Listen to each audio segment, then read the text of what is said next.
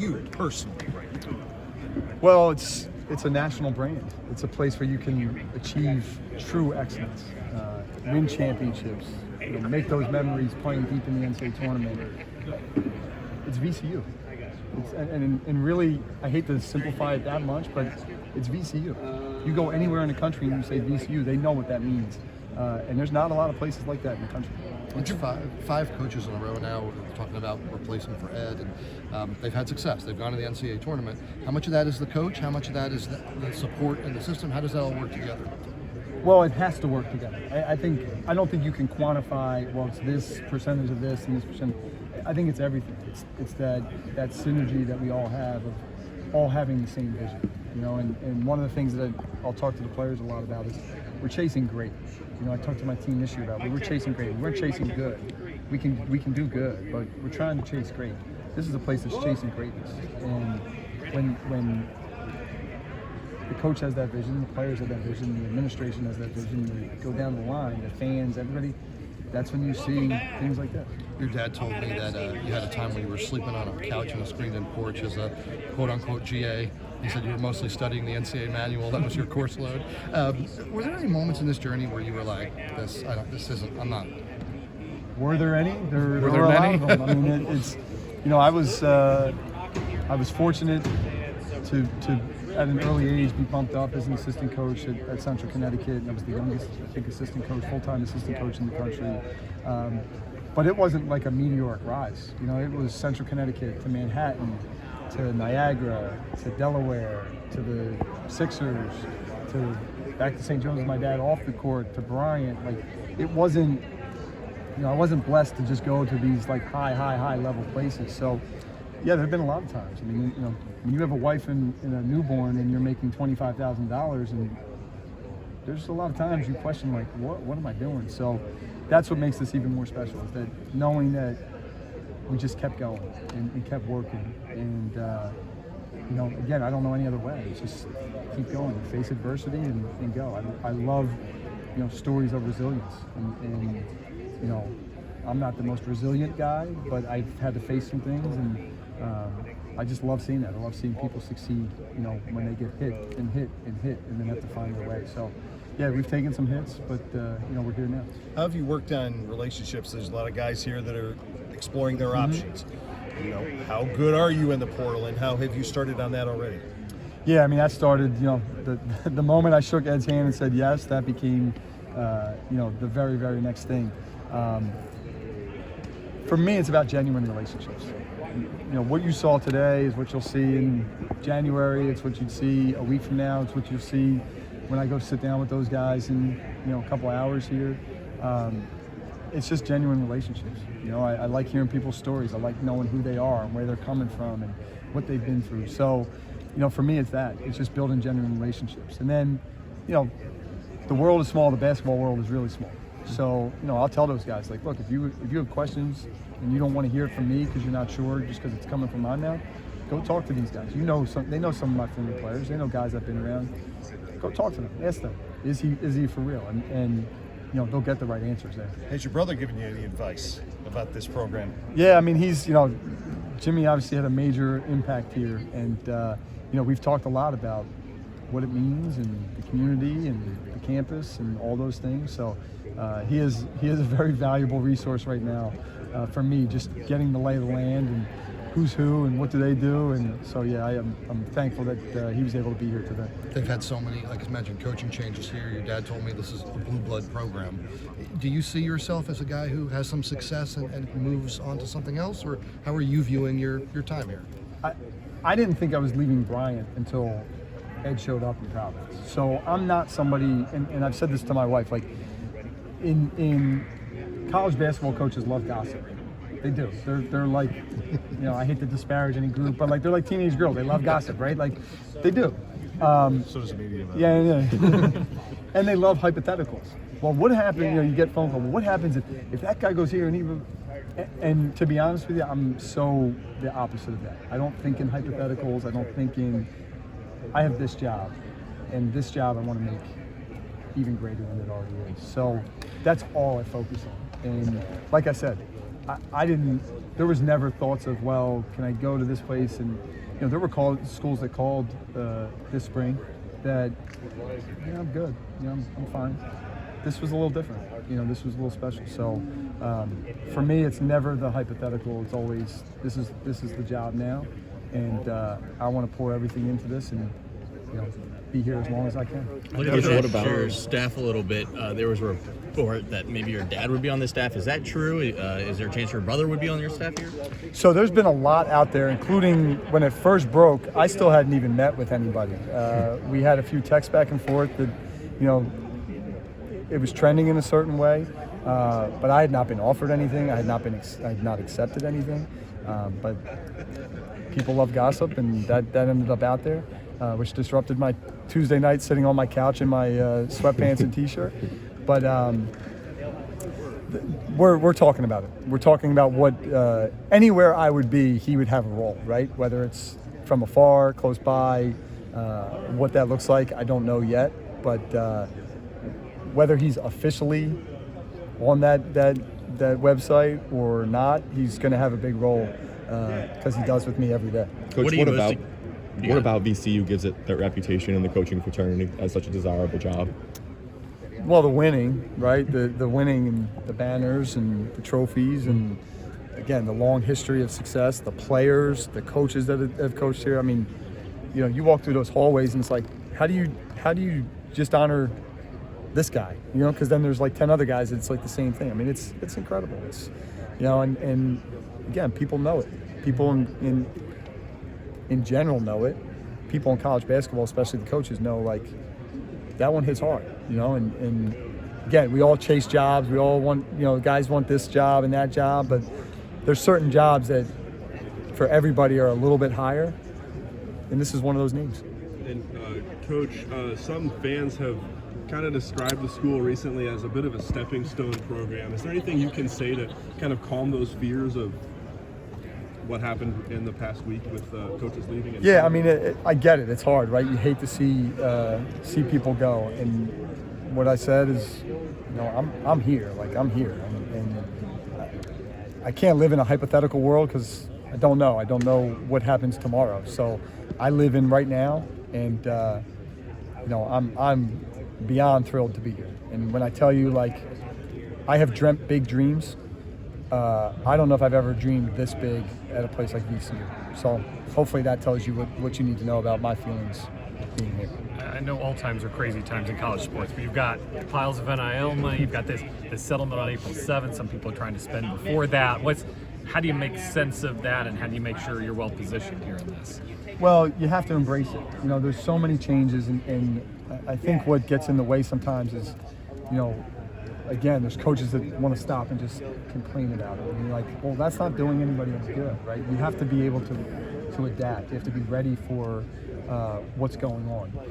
What makes VCU unique is they have set the standards for a lot of those things, right? They've been on the forefront of everything. So we're not trying to catch up to, oh, well, this happened a year ago, and now we got to get caught up.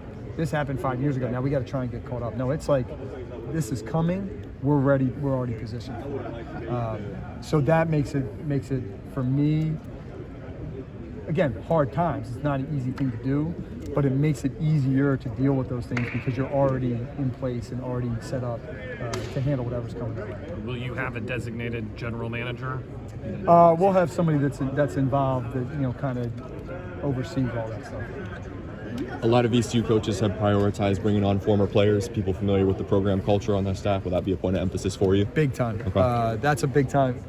Again, I talked about legacy. Like, the connection to the past is really important to me. And, if there's one thing that I'd hope, and this place has always done this, but, like, I want those former players back.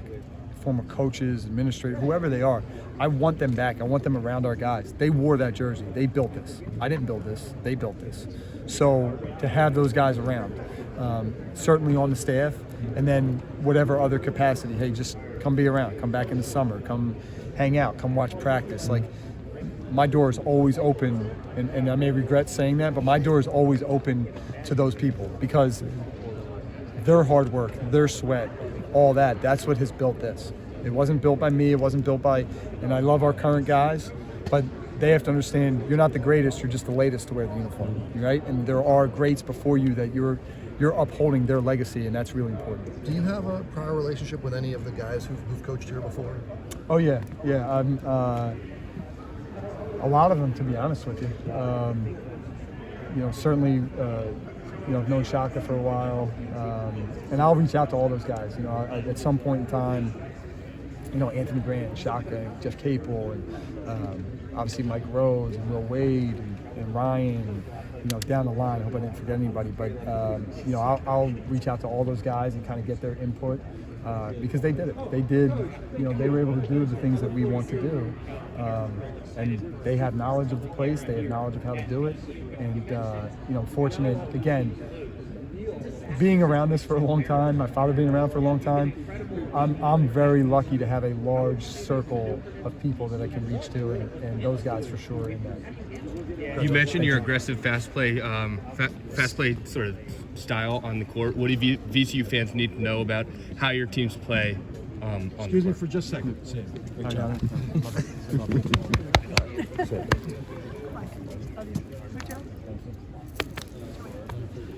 Get there in time? Yeah, flight's not till 2:25. Oh, you're flying. No, I thought you were driving. What do VCU fans need to know about your teams, how they play on the court? So, we were 7th in country in pace this year, and I was a little disappointed. We were 2nd last year. But we're not a old school Loyola Marymount, like just fly it down there and jack a shot. Really, for us, it's get the ball down the floor and keep flowing. I don't want guys stopping. I say this a lot, and I don't want to get hoopers and then turn them into robots. I want to get hoopers and let them hoop. Now, with that, they have to know how to play good basketball, and that's something that we stress all the time. Playing off reads, learning how to play with each other, and making the right plays and the right reads, and getting great shots, not just getting good shots. Defensively, it starts with that, because the one thing about us is if we get a stop and a rebound, it's going to be really hard to stop us in transition that way. So getting stops, getting rebounds, and then the chances where they do get back and do stop us, then we can keep flowing and playing off of reads rather than stop, put the ball in your hip. Coach said, run tap head, and then that guy's got to go to the corner, and this guy's got to go all the way over there, and we're wasting time. We want to just keep being on the attack. I have some Eagles fans in the VCU community asking me to confirm that you're a big Birds fan. Is that true? Yeah, I will not lie. I am a fan for sure. My boys are monster Eagles fans, like nuts. But my brother-in-law works for the Eagles on the business side, and I'm a fan of Philadelphia. I love, I'm a bigger Phillies fan. I love the Phillies. Opening day? They play the Nationals today. I love the Phillies. Tom McCarthy, who's a good friend, does some TV games for the Atlantic 10, is the Phillies TV broadcaster. We were texting yesterday, and he said that. He goes, we're not that far. I said, yeah, I'm a little busy today, but we'll see. But yeah, love the Phillies, love the Eagles. Sixers? I love the Phillies. I love the Can Eagles. you tell us how just kind of break down how this all went down, when it started, when you were first contacted, and just led up to today?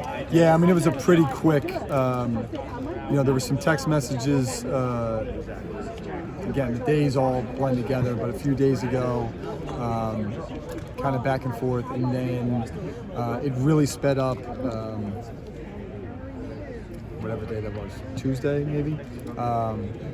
Early Tuesday with some messages back and forth of some different things, and then they flew in Tuesday night. We met very late Tuesday night. Again, after reports had been out that we had already agreed to something but had not agreed to anything, and then finished that Wednesday morning. Talked to Dr. Rao through Zoom, and it was official by sometime early yesterday afternoon, late morning yesterday afternoon. So when Rothstein and Norlander put out their tweets, you were not actually signed up to do this job? I was not. There was nothing. No, I was literally sitting on my couch in sweatpants and a t-shirt, and knew they were on their way, but didn't know what that meant. And next thing I know, boom, boom, boom, boom, boom, messages going crazy, my phone's going crazy. there was no way to get in touch with them. They were on the plane. I'm like, I don't know what's going on. So, but I'm fortunate it all worked out. Coach, how has the vibe been like with the players? I know you're just coming in, and you mentioned that you guys had shoot around or pickup. So how has the relationship been that you're trying to build with the players now? Yeah, I mean, it's still ongoing. Obviously, we did a Zoom before we left to get on the plane yesterday afternoon. I was able to do a Zoom with them, obviously kind of informal, just to introduce myself. And then yesterday getting here, and the first thing we did was we came to the facility and had dinner together, my family, be around. Again, I like to build those genuine relationships, so it's trying to get to know who they are, and I say all the time, like, I'm not caring about the number on the jersey. I got to care about that person, right? And it's easy to care about number 3 when number 3 scores and gets rebounds and gets assists. There's a lot of coaches that'll put their arm around number 3 when he does that. But when he doesn't, they push him aside. That's not me. And honestly, the guys where they're struggling a little bit, those are the ones where you got to have that relationship even more, right? And so that's something for me that's always important and will remain important. So, just trying to continue to build those relationships with them. The vibe's been very good. They all seem excited. I've heard nothing but great things about each and every one of them, and hopefully they're hearing good things about me. And Coach, your family obviously very well known in the Atlantic 10. Dad coached at St. Joe's for a long time. You were there yourself. What is that relationship going to be like as we head into the regular season? Yeah, I mean it's everything to us. You know what I mean? Like all of my memories growing up involve the Atlantic 10. Back to the days when some of you don't even know, like Penn State was in the Atlantic 10, and Rutgers and West Virginia, yeah. So I can go back to days when those teams were there, and Rutgers is playing St. Bonaventure in the Palestra in the A-10 tournament. West Virginia's playing Temple, and things like that. So those are my memories. And just being around all these places and the fan bases and the history is pretty special. Yeah.